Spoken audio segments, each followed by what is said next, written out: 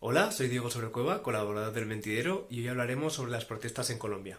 Coge tu silla, que empezamos.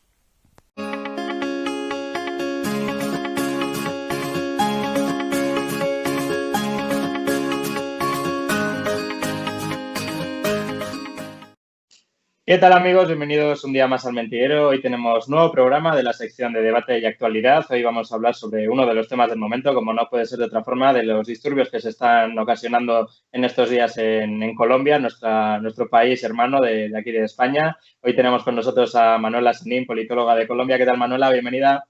¿Qué tal? Muchas gracias por invitarme. El placer es nuestro. Ahora te pediremos que nos cuentes cómo está toda la situación allí, pero antes voy a pasar a presentar también, en primer lugar, a Diego Sobrecueva. ¿Qué tal, Diego? Pues bien, aquí estamos, preparados para hablar otro día más de actualidad. Sí, hoy es un tema un poco más delicado, pero bueno, ahora nos meteremos en materia. Y también tenemos con nosotros a Mario Martín. ¿Qué tal, Mario? Hola, ¿qué tal, Javi? Pues mira, aquí ya listos para abordar la situación actual de un país que ya sabéis que fue mi casa y del que siempre intento estar al día. Eso es, precisamente también nos puede venir muy bien tu visión. Pues antes de pasar a preguntar a Manuela, que es la que lógicamente más va a saber sobre el tema, vamos a poner un poco en contexto de por qué se han originado estos disturbios, ¿no? Si no me equivoco, Manuela, en cualquier momento corrígeme, en 2019 es cuando comienza un poco toda esta corriente de revueltas, ¿no? A raíz del proceso de paz con las FARC, las reformas que se habían hecho en educación que no permitían acceder a las gentes de clase media-baja, precisamente, y también un poco a raíz de las reformas que se pretendían aprobar en materia laboral y de pensiones. Además, pues a raíz del coronavirus también, si no me equivoco, se ha aprobado o se quería aprobar la Ley de Solidaridad Sostenible, que preveía una subida del IVA del 0 al 19% para productos de primera necesidad, como podían ser el agua, la luz, servicios funerarios y productos electrónicos. Y también se pretendía, se iba a establecer un impuesto a la renta a partir de los $640 para el año 2022 y de los 460 para 2023, cuando hasta este momento era a partir de los $1.000, lo cual lógicamente iba a repercutir en contra de las familias de clase media baja. Esto es un poco el contexto en general. No sé, Manuela, si hay, me imagino que sí, hay más puntos de debate en este sentido. Bueno, sí, realmente es verdad lo que dices. Esto viene un poco desde el 2019, que se hizo como un primer gran paro nacional. Colombia, pues es un país que todos los años tiene paro nacional, o sea, todos los años hay como una huelga nacional, pero para hacer unas negociaciones, pues no sé, la negociación del incremento al salario, bueno, ese tipo de negociaciones que cada año se hacen con los sindicatos. Pero a partir del 2019 cambia un poco el contexto político y se hace un paro muy, muy grande, parecido al que este año estamos viviendo nuevamente. Eso también tiene un trasfondo político. O sea, el gobierno de Colombia es un gobierno de extrema derecha y el gobierno, y pues hubo unas elecciones donde hubo un candidato de izquierda que tuvo mucha fuerza, se firmó un acuerdo con las FARC, ellos entraron a ser parte también de la legalidad y de la arena política. Entonces, pues hoy el panorama político de Colombia es muy diferente a lo que pudo haber sido hace 4 años o hace 8 años, ¿cierto? Entonces, es un contexto que suma muchas cosas. A eso, pues a toda esta crisis, pues o a todo este contexto político, pues también se le suma una crisis económica que viene arrastrada por el tema de la pandemia y pues bueno, presentan una reforma tributaria de la que estabas explicando, que fue el incremento pues al gravar pues productos de la canasta básica y todo eso. Se pidió muchas veces al ministro de Hacienda que no se presentara, que la retiraran, que la revisaran. Incluso se pidió que se concertara con los gremios y pues con los líderes sociales y sindicales. No, el gobierno no quiso hacerlo. El gobierno hasta esta semana fue un gobierno pues de puertas cerradas, de oídos tapados, de ojos cerrados, o sea, un gobierno que no vio hacia afuera, presentó la reforma y pues se le había advertido que si no era concertada, pues el país se iba a ir a paro. Y hoy también ha cambiado con el proceso, con la firma del proceso de paz, pues el contexto político del país cambió también y la gente perdió el miedo a la protesta. Y hoy, pues Bogotá sobre todo, que es la ciudad capital, pues la gente perdió el miedo a manifestar y pues hace 15 días están en la calle manifestando y pues con los días ha ido cambiando el tono y el color de la manifestación. Igual está una ciudad intermedia que se llama Cali, que está terrible, o sea, la situación en Cali está mucho más dura que aquí en Bogotá. Pues ya no hay abastecimiento, ya no se consiguen casi alimentos, ya los cajeros pues no tienen dinero, ya están bloqueadas las calles, ya ha salido la población civil también a bloquear calles para que los manifestantes no entren. O sea, Cali está, la situación de Cali hoy es bastante preocupante. Y el gobierno, el presidente Duque apenas, bueno, el presidente Duque apenas se va a sentar mañana con los líderes del paro. Entonces, pues sí se ha demorado un poco para, pues como para ponerle la cara al asunto. Diego. Pues yo quería preguntarte porque me estás comentando que se va a reunir con los líderes el año 2022, es decir, el año que viene tenéis elecciones presidenciales y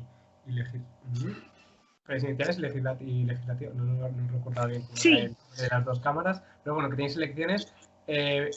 ¿Hay alguna visión de cara a estas elecciones? Bueno, imagino que a Iván Duque no le irá muy bien, pero ¿se sabe si ya alguno de los líderes del paro ya se está planteando algún tipo de movimiento que vaya a confluir a estas elecciones o se está derivando este paro hacia algún partido en concreto?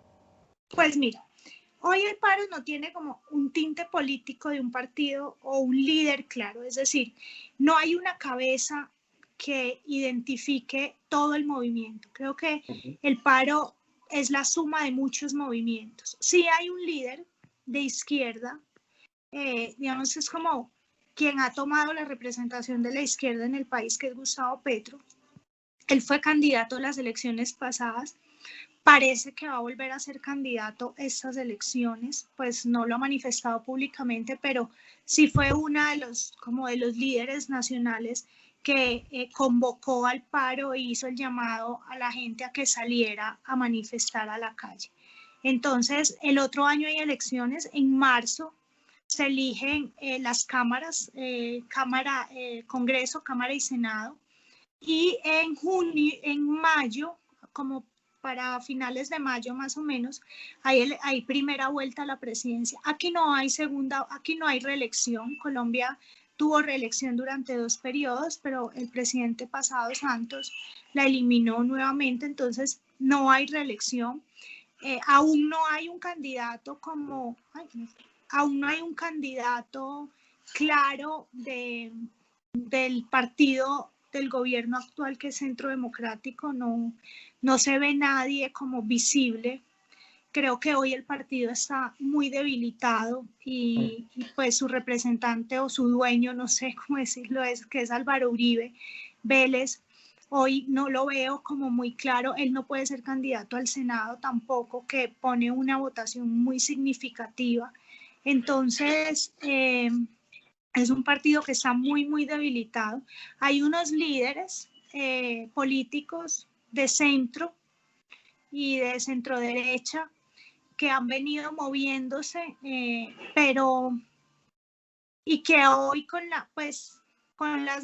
este paro también han tenido algún tipo de representatividad y de opinión y han salido pues como hacer un llamado sobre todo a la calma y a la no violencia, porque las manifestaciones han tomado un tinte muy violento. Y bueno, finalmente, Diego, retomando un poco tu pregunta, pues el único líder claro que se ve hoy es Gustavo Petro como candidato nuevamente a la presidencia, pero de otros sectores no hay hoy caras visibles que pues yo te pueda decir como tal y tal persona, no, pues hay unas opciones, pero tampoco han sido tan representativos con el paro nacional. No sé si es posible, en Colombia no sé si es posible hacer un adelanto electoral. De ser posible, ¿habrá un adelanto electoral? ¿Cómo lo ves? ¿De ser posible habrá qué? No un adelanto electoral. No sé si se puede hacer un adelanto electoral en Colombia. No. Si en un caso hipotético, que nunca ha pasado en este país, porque jamás ha pasado en la historia, pero en un caso hipotético que derrumben un presidente, o sea, digamos, el paro sigue un mes y Duque renuncia, podría ser presidente la vicepresidenta, que es Marta Lucía Ramírez, o el Congreso elige dentro del partido que ganó un presidente. Por este tiempo. Y creo que sin temor a equivocarme, el tiempo, como es menos de 2 años para elecciones nuevamente, pues se nombra a alguien por decreto. No habría elecciones. Si pasaría esto faltando 2 años para elecciones, sí se convocaría a elecciones anticipadas. Pero en el panorama político de este país, yo no creo hoy que el presidente, o sea, que tumben al presidente. O sea, tendrían que entrar a la Casa de Nariño y quemarla. O sea, sí, algo así, algo muy terrible, o sea, tomarse la Casa de Nariño. De lo contrario, no pasa. Precisamente por esta escala de violencia, ahora te doy paso, Mario, te quería preguntar, ¿no? Porque esto lo que mayor repercusión está teniendo a nivel nacional son estas protestas, este uso de la fuerza por parte de la policía, incluso del ejército contra los manifestantes. Estamos viendo que hay disparos reales, no de fogueo, está habiendo muertos, está habiendo violaciones, se está comentando, e incluso por parte de la OTAN, de Estados Unidos y de Europa, especialmente por parte de España como intermediadora con Latinoamérica, están habiendo ya avisos muy serios al gobierno de Colombia para que esto cese. No sé cómo se está viviendo esta escala de tensión allí y si existe miedo de que esto vaya más. No sé si una posible guerra civil, si se ha llegado a hablar. Cuéntanos cuál es la situación allí en la calle. Bueno, yo creo que desde afuera se ve más terrible que lo que ocurre realmente en la ciudad. Yo estoy en Bogotá en este momento y bueno, no te voy a negar que ha habido días de pánico. Es decir, yo el domingo 1 de mayo me dormí asustada, ¿cierto?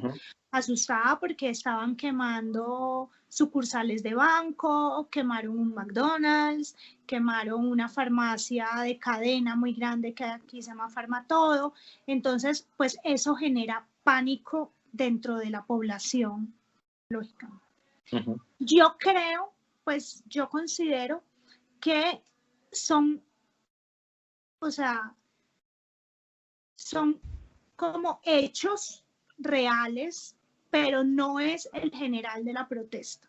Es decir, la mayor parte de las manifestaciones y del paro ha sido un paro tranquilo. La gente se reúne en diferentes puntos de la ciudad y camina hacia el centro, que es donde está la casa presidencial, la Casa de Nariño, o hacia el norte. Y bueno, en el sur de la ciudad también hay puntos donde se han hecho manifestaciones.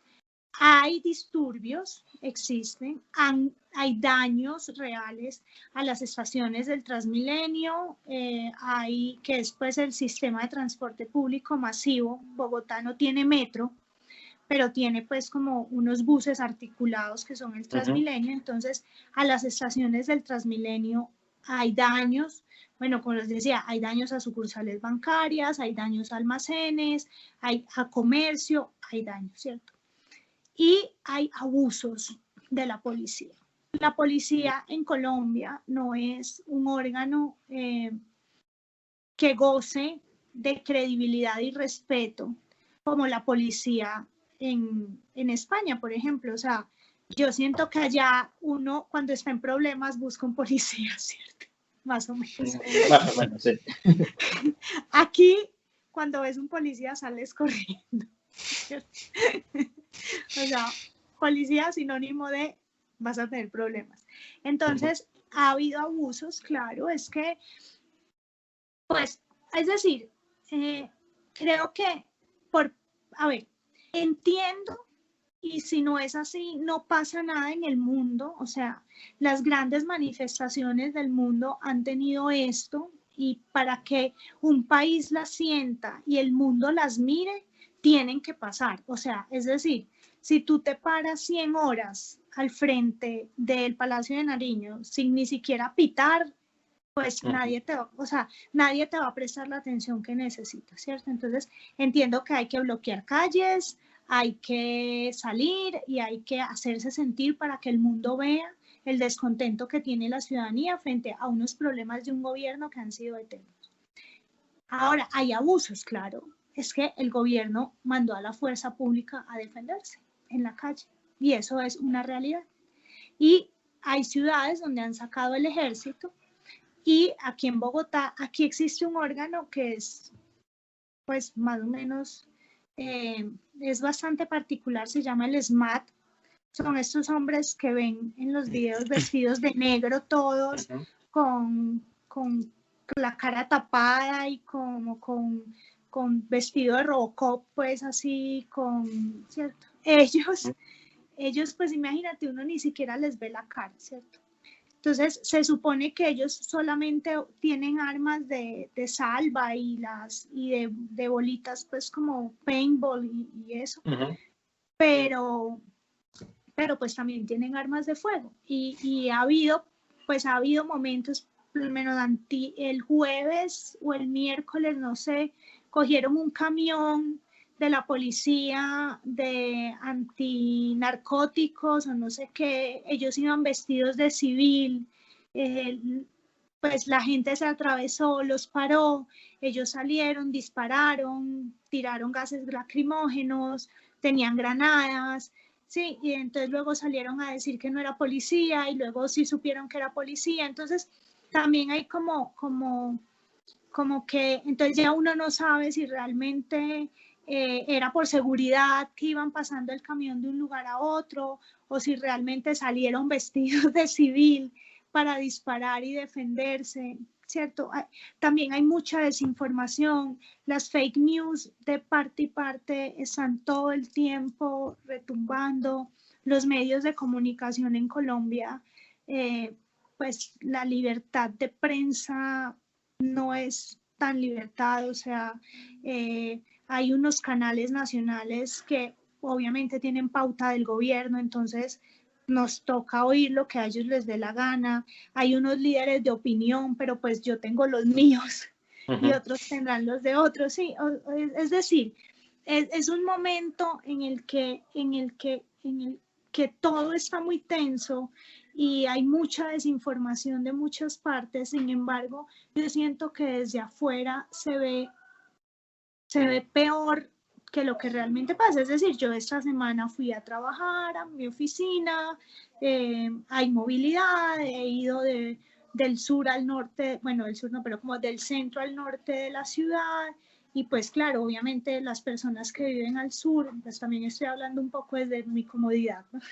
Pero las personas que están al sur de la ciudad no han podido pues llegar hasta sus trabajos, han tenido que caminar muchas horas por los disturbios y por el cierre del transporte público. Mataron, me imagino que vieron, mataron a un joven de 36 años en Neiva. También ha habido disturbios en las ciudades más pequeñas. Eso nunca había pasado en este país. Colombia es un país absolutamente centralizado. Todo pasa en Bogotá.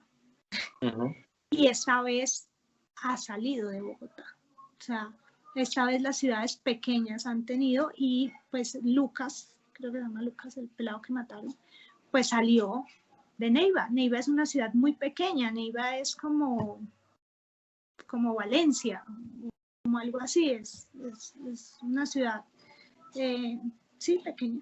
Y él no estaba haciendo nada, pues uno lo ve en los videos y está bailando, está tranquilo en su manifestación y le han disparado. ¿Y quién le disparó? ¿Cierto?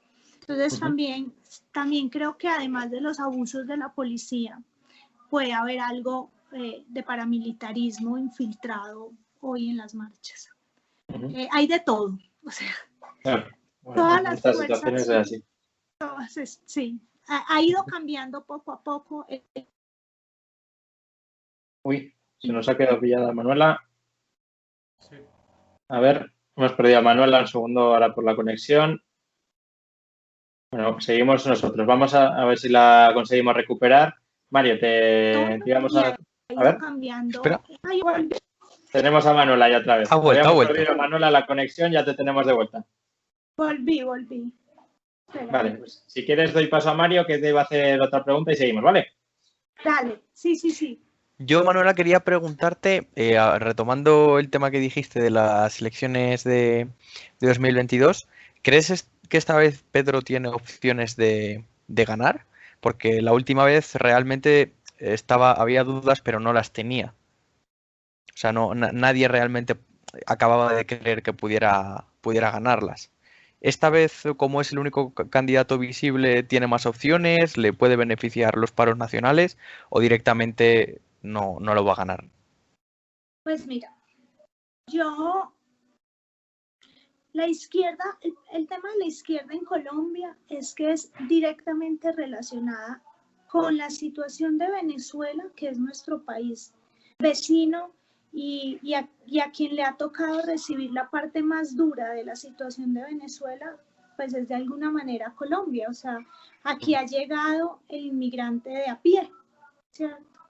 Entonces, aquí tú encuentras venezolanos en la calle pidiendo limosna cada metro, más o menos.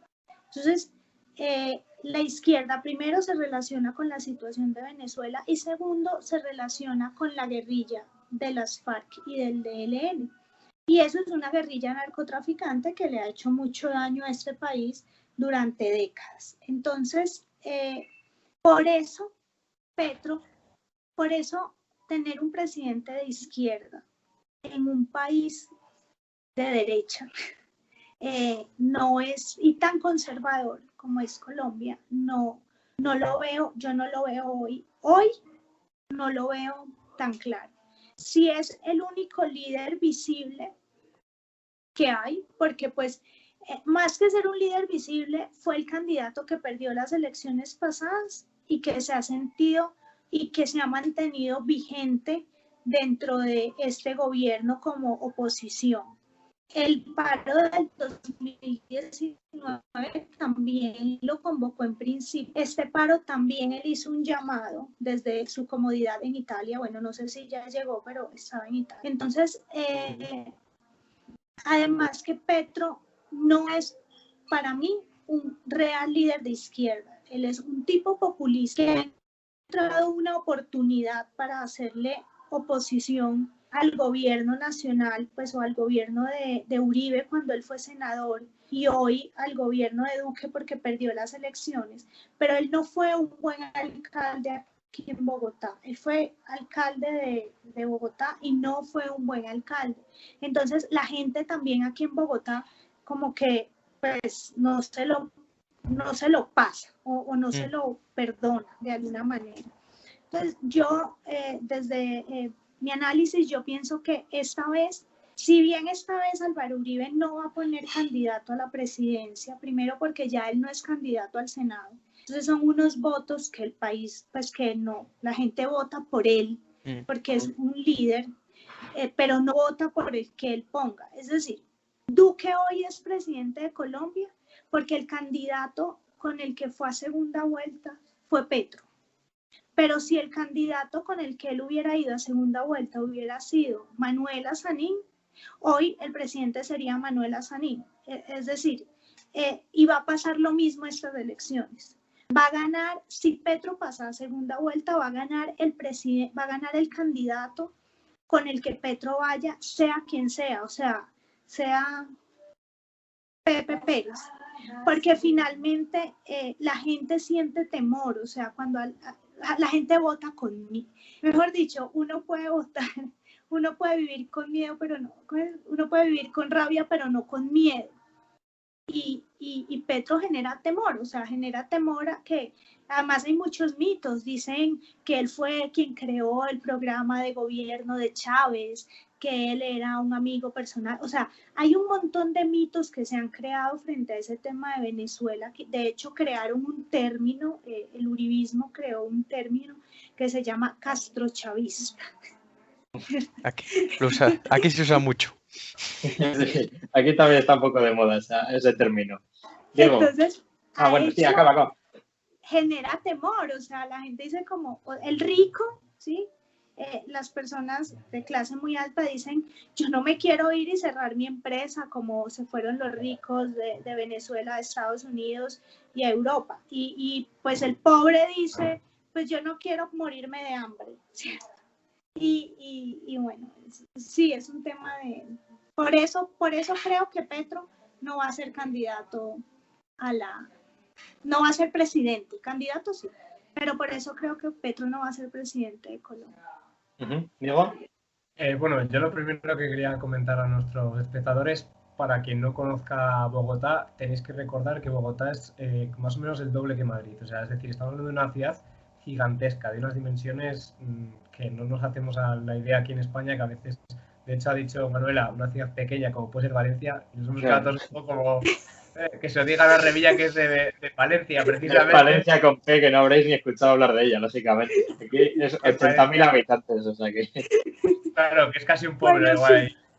Y entonces, pues nada, yo quería preguntarte, ahora en estos últimos años hemos visto en Chile un caso similar, estamos viéndolo ahora en Colombia. Yo he leído alguna vez un concepto nuevo que se está hablando de la primavera latinoamericana, no sé cómo lo ves tú desde la cercanía, si está habiendo una revolución política generalizada en Latinoamérica o estos son estallidos puntuales que no llevan a tampoco un cambio. No, yo creo que es como una revolución que se está viviendo en Latinoamérica. Colombia es el único país de Latinoamérica que a la fecha no ha tenido un gobierno de izquierda, no ha tenido una revolución. Colombia es un país que no ha tenido una dictadura nunca, o sea, tuvo un solo dictador que fue Rojas Pinilla, pero de dictador tuvo poco, o sea, fue quien permitió el voto a la mujer. ¿Es cierto? Igualito que aquí, vamos. Entonces, y duró pocos años, duró como 8 años nada más. Entonces, Colombia nunca ha vivido una gran revolución, o sea, y creo que viene un poco de ese movimiento argentino y chileno y que ha ido subiendo poco a poco y que el proceso de paz lo ha permitido también, o sea, antes del proceso de paz eso era impensable. Y hoy es, pues a mí me parece bien, yo creo que eso de alguna manera fortalece la democracia y fortalece las instituciones y permite darle voz a la gente y que la gente lo entienda y pues sí, o sea, hay que salir a quejarse de la situación del país. Entonces sí creo que hace parte de ese movimiento, de esa primavera de Latinoamérica de la que vienen a hablar. Yo sí creo. Tú cuando hablas con la gente allí en la calle en Colombia, ¿cuáles son las principales reclamaciones que hacen tanto a nivel político como económico, ¿no? Que pueden ser un poco los mayores pilares en los que se apoya el votante a la hora de acudir a unas elecciones? ¿Cuáles son un poco las peticiones que hacen a la gente que pueda estar en el gobierno? Pues mira, el hambre, aquí hay mucha pobreza, mucha desigualdad social, la brecha es muy amplia. Hoy existe una brecha inmensa. No hay, o sea, se habla de una clase media, pero para mí es muy pequeña la clase media en Colombia, o sea, no existe, diría yo. Y lo otro es la corrupción. Los gobiernos locales, bueno, pues el gobierno nacional, pues ni te digo, pero los gobiernos locales también son muy corruptos. Aquí se perdió el miedo a eso, o sea, como el pudor. Y la gente está un poco cansada de ese tema. Creo que son los dos grandes sinsabores que tiene la población hoy. Uh-huh. Hablabas también antes de esta inclusión de las FARC en la vida política colombiana. Me imagino que haya sido un proceso muy, muy duro por ambas partes. ¿Realmente cómo se ha conseguido involucrar a las FARC a nivel político? ¿Y crees que ha habido una transición realmente adecuada? Porque aquí en España, por ejemplo, pasa mucho con el tema de ETA, ¿no? Que fue también una banda terrorista, y la gente está sobre todo muy en contra de que los herederos de quienes llevaban la banda terrorista antes se metan ahora en política. Parece que allí sí que se ha conseguido hacer de una forma más integradora. Pues sí, no. Yo creo que eso es un proceso muy lento. Yo creo que eso va a tardar muchos años, décadas tal vez. Este gobierno no es un gobierno que estaba de acuerdo con el proceso de paz. Entonces ha hecho que sea más lento toda esa implementación de los acuerdos de paz. Lo han cumplido porque es constitucional, pero no porque crean en eso. Entonces han hecho que sea un poco más lento. Pues las FARC tienen sus curules en el Senado. Está la JEP, que es como el organismo de justicia que se creó con la implementación de los acuerdos. Y existen unas agencias en el gobierno que se crearon para el tema de tierras y unos municipios que se priorizaron en el tema del conflicto. Y hoy esos proyectos y esos recursos a esos municipios se está haciendo todo lo posible para que lleguen y eso empiece a funcionar. Pero pues también la pandemia ha hecho que se detengan un poco los procesos. Entonces, si bien las FARC se desmovilizó y ellos hoy como los cabecillas tienen visibilidad política y participación y unas curules, pues yo creo que realmente ese proceso de y los excombatientes que se desmovilizaron, algunos hoy hacen parte pues se acogieron como al programa de paz y hoy han ido saliendo y hay unos proyectos muy bonitos de ellos al reinsertarse a la vida civil y tienen unas cosas súper bacanas, tienen una cervecera, tienen unos morrales, hacen ropa, o sea, de verdad que hay unos proyectos, están produciendo miel, o sea, hay unos proyectos súper bonitos que uno se encuentra, pues también como esto era una guerrilla narcotraficante, hay disidencias que quedaron, que se han conformado nuevos grupos, ya no como con unos ideales de izquierda, sino muy narcotraficantes, que pues hay que entrar otra vez a combatir porque siguen existiendo cultivos de coca, sigue existiendo, es decir, yo creo que es un proceso que va a tomar muchos años y que es muy importante que el gobierno nacional crea en ese proceso y le meta, lo impulse, invierta recursos en eso, pero hoy por lo menos los recursos que están son los únicos que quedaron establecidos por Constitución para el proceso de paz. Y bueno, lo que cooperación internacional, que no se puede negar, cooperación internacional está invirtiendo un montón en el desarrollo de estas regiones más afectadas por el conflicto. Pero yo creo que estos 4 años han sido muy lentos, muy lentos. El primer año fue un año todo de planeación para la implementación. El segundo año fue de pandemia, el tercer año de pandemia y pues el otro año ya son elecciones otra vez. Es que aquí son 4 años nada más, no. Y sin reelección, bueno, en este caso menos mal, pero sí, tomará mucho tiempo.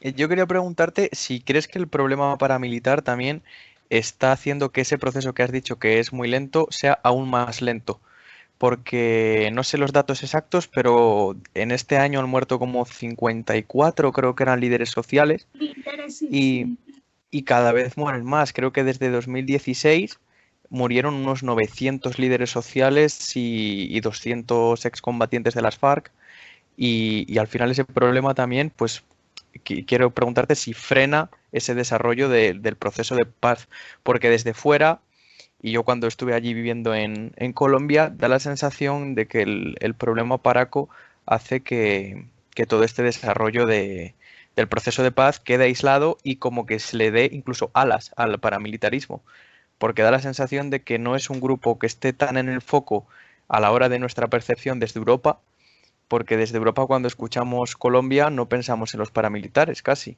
La gente piensa en problemas, si tuvieras que pensarlo, te dices pues las FARC y la droga y los cárteles y tal, pero en los paramilitares ni se menciona. Y creo que es un problema muy importante que se le da poco valor. No sé si tú crees también eso, que está frenando al final el desarrollo del país. Estoy completamente de acuerdo contigo, pero para mí el tema paramilitar está totalmente ligado al narcotráfico. O sea, para mí los paramilitares son narcotraficantes. O sea, no hay una diferencia. Es más, no existe un paramilitar que no haya sido narcotraficante. A diferencia de que sí hay narcotraficantes que no han sido paramilitares, pero todos los paramilitares son narcotraficantes. O sea, eso es lo que subsidia, mejor dicho, el gran problema de este país es la droga.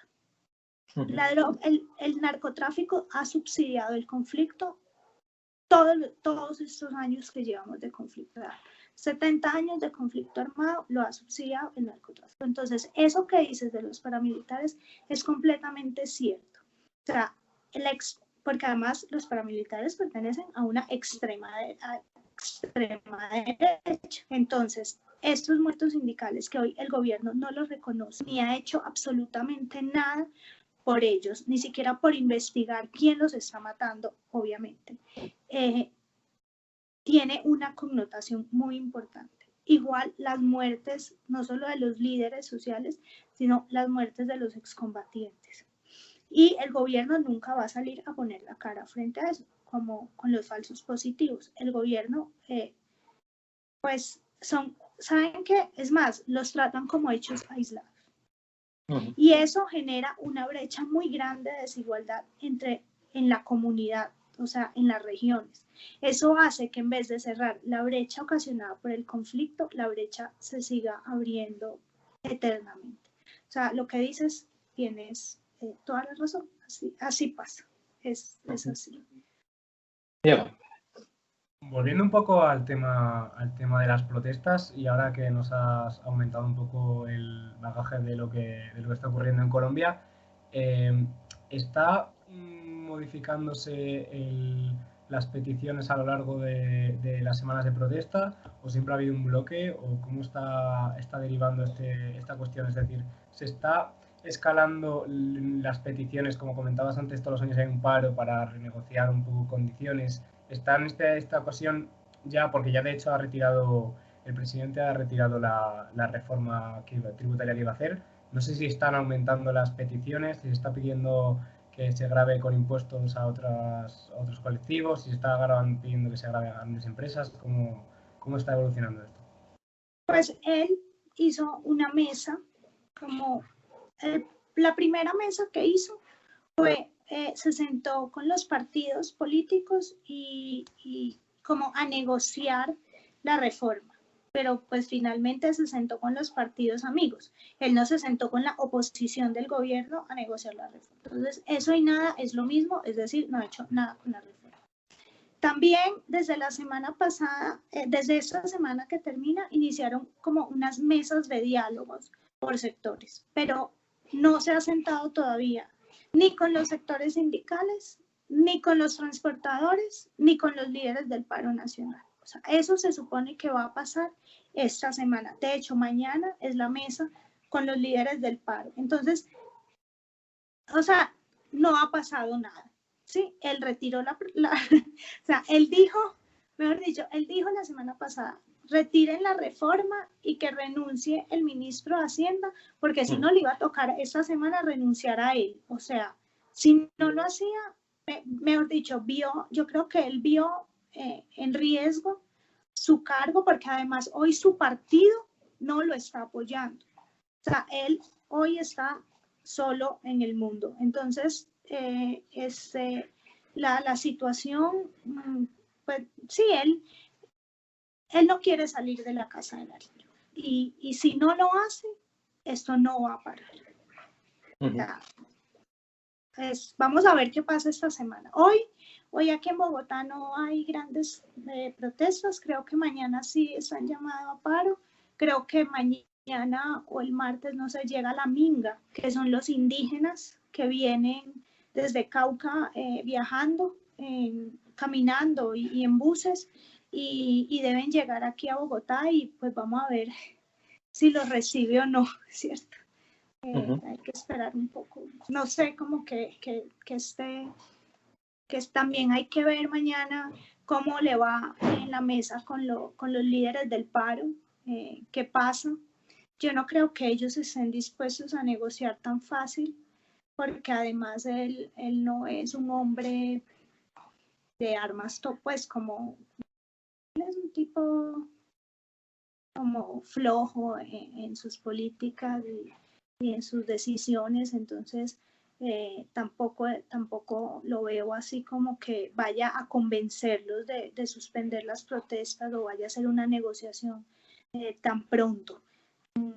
Yo pienso que esto va a tomar un poco más porque él no, o sea, no sé, yo me pregunto qué piensa también porque no veo que sea ágil, o sea, que tenga interés, no sé.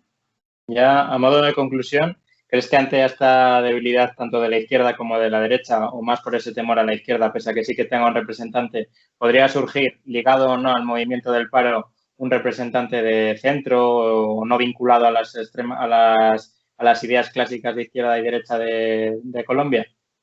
Sí ya hay unos líderes de centro. De hecho ellos formaron una coalición que llamaron la Coalición de la Esperanza. Y le enviaron una carta al presidente la semana pasada, primero pidiéndole el diálogo con los sectores y también pidiéndole la reforma de unos puntos de la reforma tributaria.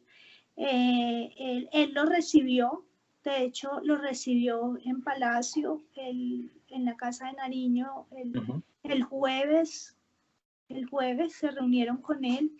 Es un ex candidato a la presidencia que es Sergio Fajardo. Está también quien estuvo a cargo de los acuerdos de paz, que es Humberto de la Calle. Y hay como 5 o 6 personas más que hacen parte de la coalición se llama la Coalición de la Esperanza.